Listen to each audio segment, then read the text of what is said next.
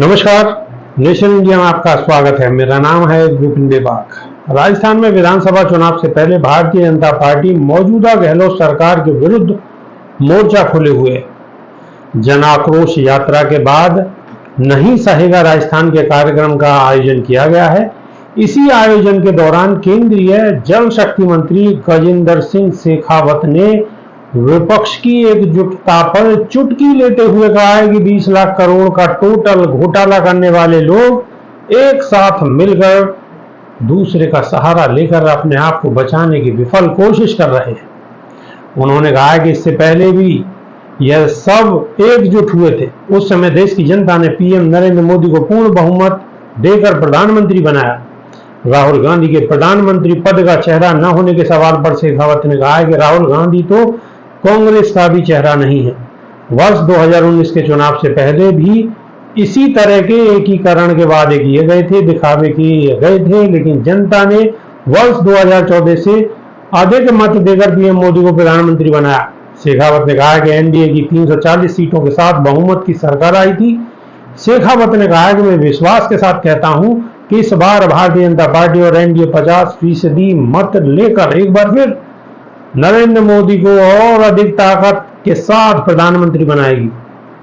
राजस्थान सरकार के कामकाज को लेकर पूछे सवाल पर शेखावत ने कहा कि प्रदेश में बच्चों के साथ दुर्व्यवहार, बच्चियों और महिलाओं के साथ गैंगरेप, माफिया तंत्र, ये सब पिछले 4.5 साल में बढ़ा है। यह सरकार आत्मबुद्धता के भाव से ग्रसित है, केवल और केवल कुर्सी पर वापस बैठने के विफल प्रयास में लिप्त है।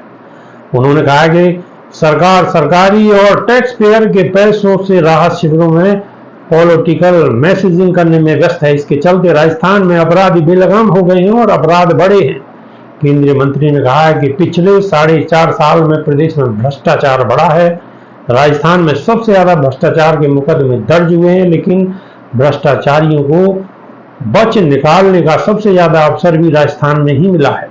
जोधपुर में नाबालिग से दुराचार की घटना पर भी शेखावत ने प्रतिक्रिया दी है। उन्होंने कहा कि इस घटना ने जोधपुर ही नहीं पूरे देश में लोगों को शर्मसार किया है, लेकिन जिम्मेदार लोगों ने मात्र अपराधियों को गिरफ्तार कर लिया और ऐसा करके अपनी पीठ को ठोकने का काम किया। सरकार जन सहयोग से हुई गिरफ्तारी पर भी अपनी पीठ थपथपाती नजर आई।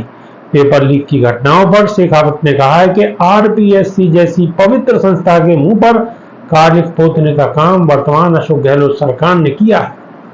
पेपर लीक की ठीक से जांच हुई तो सरकार में बैठे अनेक मंत्री भी सलाखों के पीछे जाने वाले हैं। वहीं ओसिया के पास रामनगर चिराई में एक परिवार के 4 लोगों की हत्या पर केंद्रीय मंत्री ने कहा है कि सीएम गहलोत को अब जोधपुर को अपना गृह नगर नहीं कहना चाहिए। मरने वालों में 6 महीने की मासूम भी शामिल है। ये झकझोर देने वाली घटना है। उन्होंने कहा है कि पूरा जोधपुर क्षेत्र स्तब्ध है, लेकिन सीएम की संवेदना न जागी होगी। ये मामला आपसी रंजिश से अधिक कानून व्यवस्था के अस्तित्व का है। उन्होंने कहा है कि इस जघन्यता के दौरान पुलिस कहां थी, अपराधी कितनी आसानी से अमानवीयता कर गए।